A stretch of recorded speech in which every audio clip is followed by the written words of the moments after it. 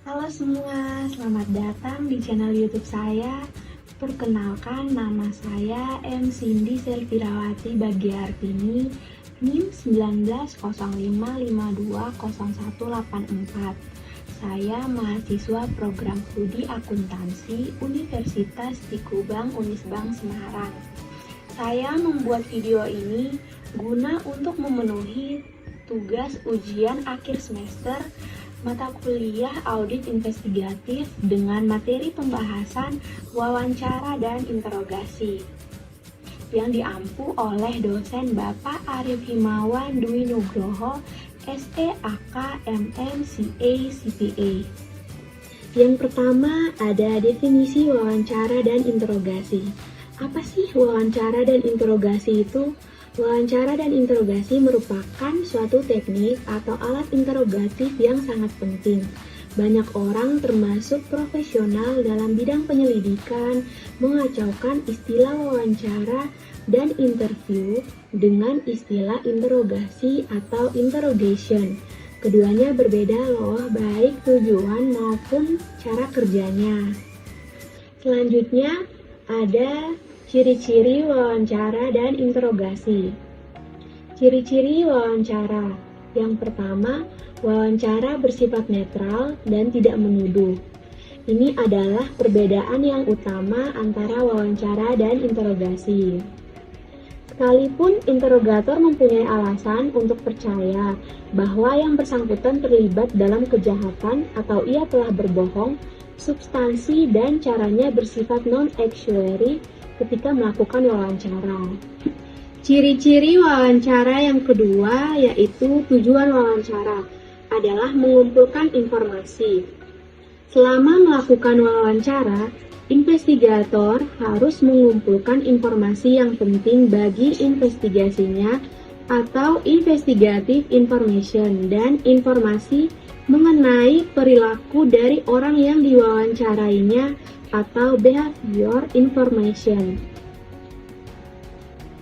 Ciri-ciri wawancara yang ketiga yaitu wawancara dapat dilakukan pada awal investigasi.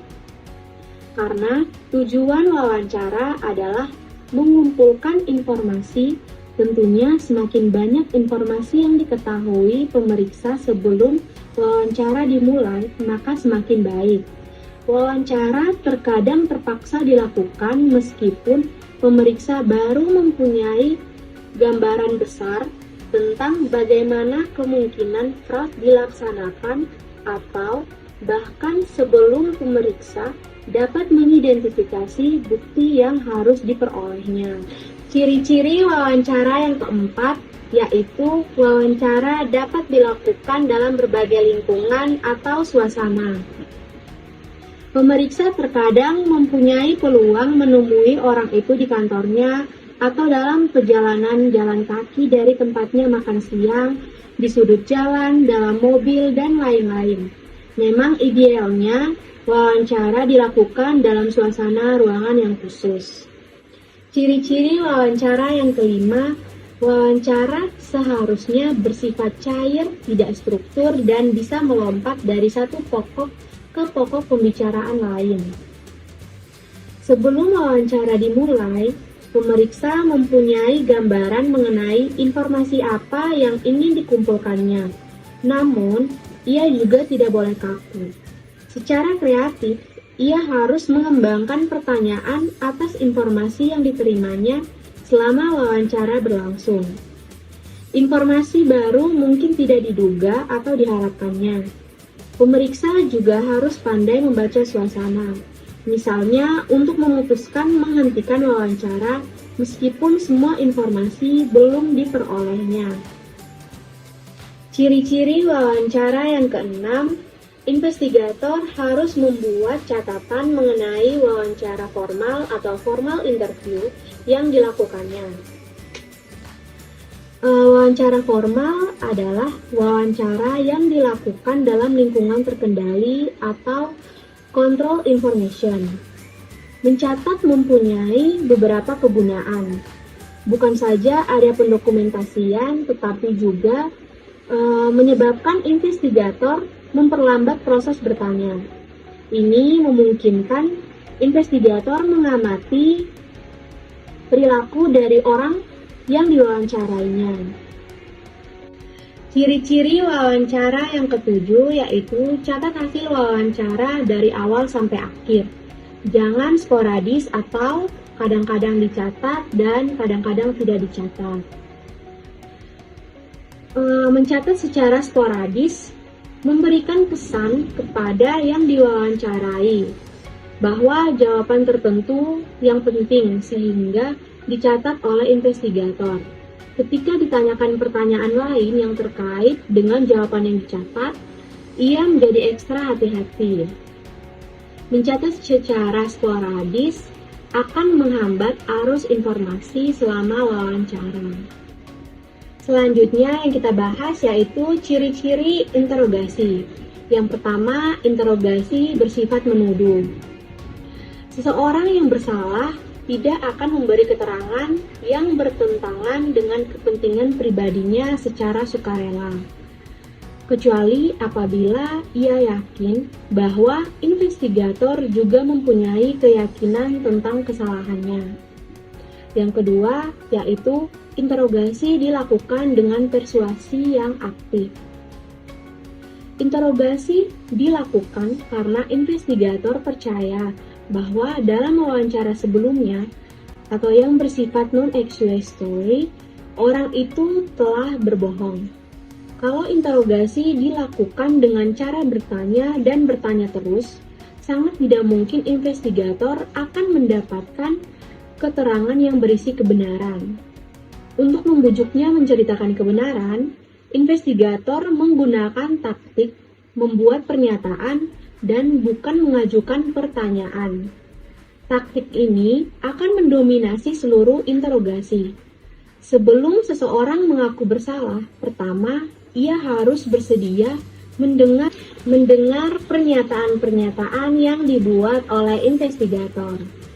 Ciri-ciri interogasi yang ketiga yaitu tujuan interogasi adalah mengetahui yang sebenarnya. Artinya, apa yang sebenarnya terjadi, siapa yang sebenarnya melakukan, dan berapa jumlah atau nilai fraud sebenarnya, dan seterusnya. Yang keempat, interogasi juga sering berakhir dengan pengakuan bersalah oleh pelaku. Melainkan dengan mengetahui siapa yang sebenarnya bersalah. Pada contoh, keberhasilan interogasi bukan diwujudkan dalam pengakuan bersalah, tetapi dalam mengetahui siapa yang sebenarnya bersalah. Yang kelima, interogasi dilakukan dalam lingkungan yang terkontrol atau terkendali atau controlled environment, bukan di sembarang tempat. Yaitu taktik persuasi yang digunakan atau seperti dijelaskan di atas memerlukan lingkungan yang ada privasi, tidak terganggu oleh orang yang lalu lalang, bebas dari halangan atau seperti suara bising di tempat umum. Yang keenam, interogasi hanya dilakukan sesudah investigator mempunyai keyakinan yang memadai mengenai salahnya seseorang. Harus mempunyai alasan untuk percaya bahwa seseorang telah berbohong. Alasan ini mungkin berupa perilakunya selama wawancara, keterangan yang berubah-ubah sebagai tanggapan atas pernyataan yang sama, adanya petunjuk ia berbohong, dan lain-lain. Ciri yang ketujuh yaitu investigator tidak boleh membuat catatan sampai atau sesudah tertuduh menceritakan yang sebenarnya dan berketetapan hati atau komit untuk tidak beringsut dari posisi itu. Membuat catatan terlalu dini akan mengingatkan tertuduh bahwa keterangannya akan merugikan dirinya. Bahkan, para pakar menyarankan bahwa bukan saja catatan dibuat sesudah tertuduh sepenuhnya mengakui apa yang sebenarnya terjadi, pengakuan itu juga harus disaksikan investigator lain. Barulah setelah ada pengakuan yang disaksikan investigator lain, investigator mendokumentasikan pengakuan tersebut dan segala perincian dan pengakuannya. Selanjutnya, ada manfaat melakukan wawancara sebelum interogasi. Investigator seringkali melakukan interogasi meskipun ia tidak punya bukti atau petunjuk untuk menuduh seseorang dan keputusan untuk menginterogasi orang itu didorong oleh keinginan untuk mencari bukti. Umumnya, interogasi semacam ini dilakukan sekedar karena investigator mempunyai persepsi bahwa orang itu mempunyai perilaku yang aneh. Wawancara yang bersifat menuduh merupakan sarana yang lebih baik dari interogasi. Selain nilai behavior information dari suatu wawancara, juga ada investigative information yang sudah dibahas di atas. Investigative information ini sangat diperlukan ketika wawancara akan ditingkatkan menjadi interogasi. Namun, investigator sering tergoda untuk mengambil jalan pintas, mengabaikan wawancara dan langsung melakukan interogasi. Selanjutnya ada teknik wawancara. Bagaimana sih wawancara dilakukan? Sebelum melakukan wawancara, bahkan sebelum ada kontak dengan orang yang dicurigai atau diduga melakukan fraud, investigator harus menguasai semua fakta yang terkumpul dengan baik. Investigator umumnya dilakukan oleh suatu tim yang terdiri atas beberapa investigator. Mereka bersama-sama menganalisis dan mendebatkan fakta-fakta yang terkumpul, membuat rekaan atau dugaan sementara. Wawancara harus dimulai dengan orang-orang yang diduga paling kecil menjadi pelaku atau ikut serta dalam melakukan fraud. Dilanjutkan dengan orang-orang yang karena alasan pribadi ingin menjadi whistleblower dan diakhiri dengan mereka yang diduga menjadi perencana atau otak dari tindak pidananya. Urutan-urutan di atas penting karena beberapa penyebab berikut ini. Yang pertama, pada tahap awal, belum banyak fakta yang terkumpul. Jadi, kalau wawancara dimulai dengan orang yang diduga menjadi pelaku atau perencana, maka ia cepat mengetahui fakta yang belum diketahui oleh investigator. Sebaliknya, orang yang tidak bersalah akan mengisi investigator dengan fakta-fakta yang penting secara terbuka, termasuk motif atau peluang untuk terjadinya fraud. Yang kedua, dapat mengetahui bahwa banyak orang sudah diwawancarai sebelumnya. Pelaku tidak bisa mengendalikan apa yang bisa dan apa yang sebaliknya tidak diungkapkan kepada investigator dalam wawancara. Lebih sulit mengatur persesuaian atau konsistensi dalam kebohongan sekalipun melalui persekongkolan. Ini memudahkan investigator mendapatkan informasi penting yang selanjutnya dikembangkan dalam interogasi. Yang ketiga, dalam kasus korupsi, negara yang dirugikan atau menjadi korban atau victim dalam fraud tertentu. Yang keempat, seringkali ketika tidak ada bukti yang kuat mengenai pelaku, bukti petunjuk atau dalam bahasa Inggrisnya disebut circumstantial evidence, janganlah diabaikan. Yang kelima, investigator mendalami bukti petunjuk melalui wawancara. Yang keenam, seorang investigator mungkin saja menjadi begitu yakin dengan fakta yang diterimanya dari seseorang.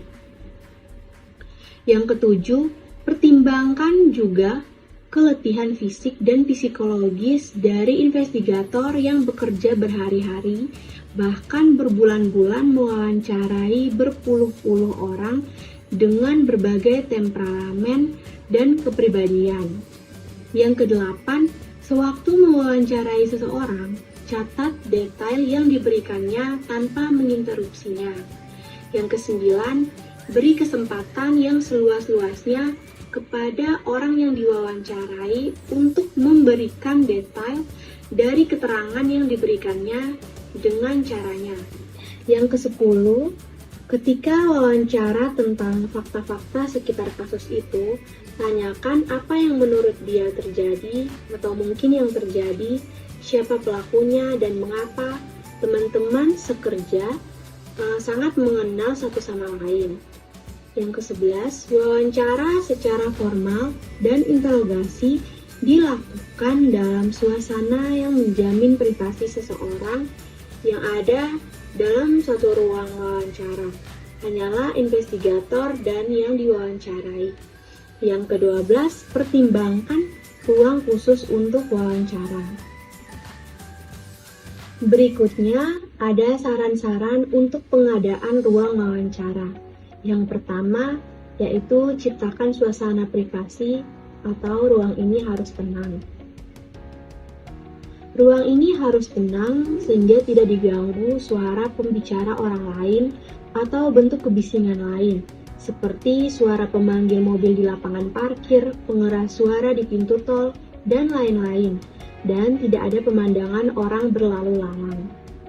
Yang kedua, yaitu pintu ruang harusnya tidak terkunci dan tidak boleh ada penghalang apapun sehingga orang yang diwawancarai dengan bebas meninggalkan tempat.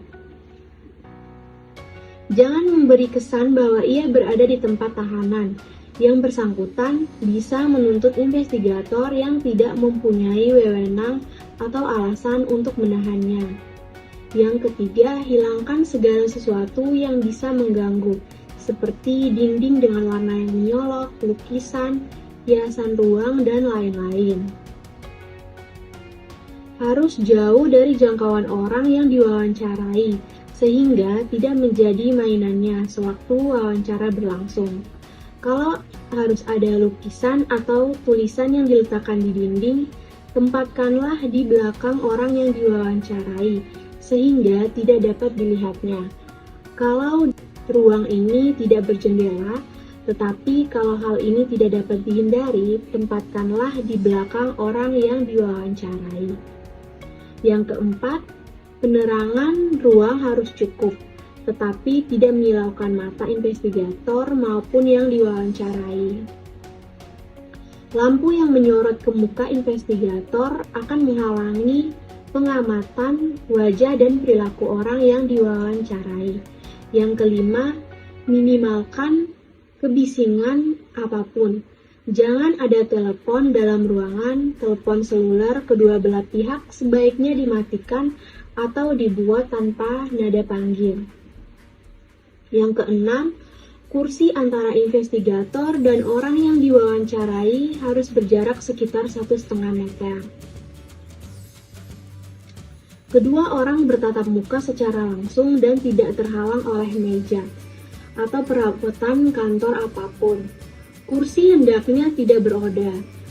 Untuk wawancara dengan tersangka yang tidak dikenakan tahanan, kursi tersangka ditempatkan dekat pintu atau dekat dengan akses yang mudah ke pintu.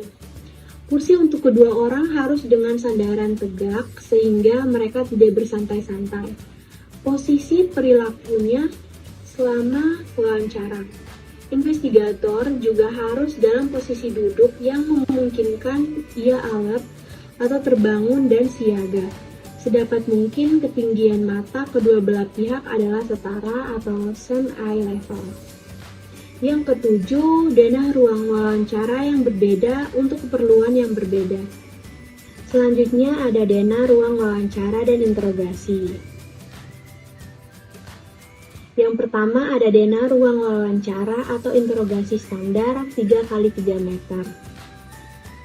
Menggambarkan ruang wawancara yang standar, ini kita sudah bahas tadi di atas. Apabila memungkinkan, perlu ada ruang yang bersebelahan dengan ruang wawancara. Untuk wawancara dengan tersangka yang tidak dikenakan tahanan, kursi tersangka ditempatkan dengan pintu atau dengan akses yang mudah ke pintu. Kursi untuk kedua orang harus dengan sandaran yang tegak, dan tersangka juga investigator saling berhadapan, tanpa adanya apapun yang menutupi.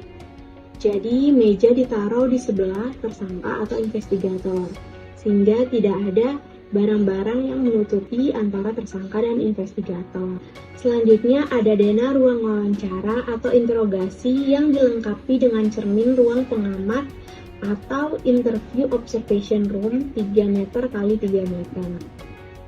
Ruang yang bersebelahan ini lebih kecil dari ruang wawancara dan berfungsi sebagai ruang pengamatan atau observation room. Di dinding ruang wawancara ditempatkan cermin satu arah.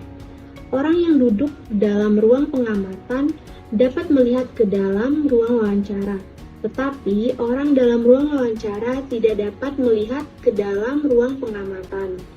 Mikrofon tersembunyi dipasang dalam ruang wawancara sehingga pengamat di ruang sebelahnya dapat mengikuti percakapan sambil menyaksikan apa yang sedang berlangsung. Berikut manfaat dari ruang wawancara yang dilengkapi dengan ruang pengamat atau interview observation room. Yang pertama, pengamat dapat menyaksikan sepenuhnya proses wawancara tanpa mengganggu privasi yang harus ada dalam ruang wawancara tersebut. Yang kedua, pengamat dapat mempelajari gejala perilaku atau behavior symptoms si tersangka. Yang ketiga, pengamat di ruang lain merupakan saksi ketika wanita yang diwawancarai, misalnya menuduh pewawancara melakukan pelecehan seksual dalam ruang wawancara. Yang keempat, apabila tersangka harus ditinggal sendirian dalam ruang wawancara, pengamat di ruang sebelahnya dapat melihat kemungkinan ia melarikan diri atau bunuh diri atau bersiap-siap menyerang pewawancara yang akan memasuki ruangan. Yang kelima, dalam tindak pidana yang melibatkan beberapa tersangka, ruang ini berguna untuk mengamati perilaku yang tampak ketika wawancara dilakukan perorangan. Apabila undang-undang memperkenankan rekaman gambar dan suara atau video taping atas wawancara, maka rekaman ini yang pertama memungkinkan investigator melakukan pengamatan selama berlangsungnya wawancara dan juga sesudahnya. Yang kedua, dapat mengganti berita acara wawancara atau memudahkan pembuatan berita acara itu atau sebagai pendukung berita acara yang ringkas. Yang ketiga, dapat menjadi bukti ketika tersangka mengklaim bahwa wawancara atau interogasi dilakukan di bawah tekanan. Yang keempat, dapat menjadi pelatihan bagi para investigator. Mereka dapat belajar sikap, ucapan, dan perilaku yang boleh dan tidak boleh ditampilkan selama wawancara atau interogasi. Selanjutnya, denah ruang wawancara atau interogasi dengan orang ketiga dalam ruang wawancara 3 x 3 meter. Dalam tindak pidana yang menggunakan kekerasan di mana anak-anak di bawah umur menjadi korban, anak ini harus ditemani oleh orang tuanya atau orang lain. Hal ini hampir tidak pernah terjadi dalam kasus-kasus fraud, namun harus ada orang ketiga semacam ini. Selanjutnya ada denah ruang wawancara atau interogasi dengan penerjemah atau interpreter 3 meter x 3 meter. Yang pertama, orang yang diwawancarai atau pewawancara mungkin memerlukan penerjemah atau interpreter. Misalnya, jika orang yang diwawancarai menggunakan sign language atau bahasa isyarat. Dalam hal ini, pengaturan tempat duduknya seperti pada denah di atas. Beberapa lembaga mempunyai kebijakan mengenai tempat di mana wawancara harus dilakukan. Misalnya, hanya di kantor pusat atau perwakilan lembaga tersebut, dan tempat di mana wawancara dilarang dilakukan. Misalnya tempat-tempat umum yang terbuka seperti restoran, apalagi tempat umum yang tertutup seperti kamar hotel atau motel. Yang ketiga, melakukan wawancara di tempat umum yang terbuka bertentangan dengan asas privasi yang dibahas di atas tadi. Selanjutnya, kita akan membahas tentang Behavior Symptom Analysis atau BSA. Behavior Symptom Analysis atau BSA secara harafiah dapat diterjemahkan sebagai analisis gejala perilaku. Para dokter, psikolog, dan psikiater mengakui pentingnya mengevaluasi perilaku pasien atau klien mereka untuk membantu mendiagnosis penyakit. Sejak tahun 1942, John Reid yang merupakan pionir dalam BSA merekam secara sistematis gejala perilaku dari semua tersangka yang diperiksa dengan alat untuk mendeteksi kebohongan atau lie detector dan polygraph di laboratorium ilmiah untuk mendeteksi kejahatan dari kepolisian Chicago atau Chicago Police Crime Detection Laboratory. Ia membandingkan BSA dengan hasil poligraf. Dalam tahun 1990-an, Reid meraih 2 hadiah pemerintah federal untuk meneliti secara khusus perbedaan antara perilaku tersangka yang menceritakan kebenaran atau truthful suspect dan kebohongan atau deceptive suspect di luar lingkungan pemakaian oleh poligraf. Penelitian ini dibiayai oleh The National Security Agency Laboratory. Ia membandingkan BSA dengan hasil poligraf. Dalam tahun 1990-an, Reid meraih 2 hadiah pemerintah federal untuk meneliti secara khusus perbedaan antara perilaku tersangka yang menceritakan kebenaran atau truthful suspect dan kebohongan atau deceptive suspect di luar lingkungan pemakaian oleh poligraf. Penelitian ini dibiayai oleh The National Security Agency sehingga sebagai the NSA Study. Peneliti ini menunjukkan adanya 3 tingkat atau saluran yang kita gunakan untuk berkomunikasi. Yang pertama ada verbal channel, yang adalah ucapan yang keluar dari mulut seseorang, pilihan kata, dan susunan kata-kata yang digunakannya untuk mengirimkan pesan. Yang kedua ada paralinguistic channel, yang adalah ciri-ciri percakapan atau karakteristik of speech di luar ucapan. Yang ketiga ada non-verbal channel, adalah sikap tubuh atau body posture, gerak tangan atau hand gesture, dan mimik wajah atau facial expression. Berikut ada verbal behavior. Subjek yang jiwanya sehat dan berinteraksi sosial secara normal akan mengalami kecemasan atau anxiety ketika ia berbohong. Kecemasan bisa timbul dari dalam karena ia tahu perkataannya tidak benar. Karena ketakutan, ia khawatir kebohongannya akan terungkap. Apapun penyebabnya, ketika subjek berbohong dalam wawancara, gejala-gejala perilakunya mencerminkan kesadarannya untuk menekan atau mengurangi atau menghilangkan kecemasannya. Pada dasarnya, pikiran dan tubuh kita bekerja sama untuk mengurangi atau menghilangkan kecemasan tadi. Inilah konsep dari evaluasi atau verbal behavior atau paralinguistic behavior atau interogasi. Berikut ini contoh dari pengalaman sehari-hari. Ketika masuk kantor, seorang atasan berpesan kepada sekretarisnya, "Aku tidak mau diganggu pagi ini." Tidak lama telepon berdering, ada yang ingin bicara dengan atasannya tersebut. Sekretarisnya tidak menceritakan yang sebenarnya, bahwa Bapak tidak mau diganggu pagi ini.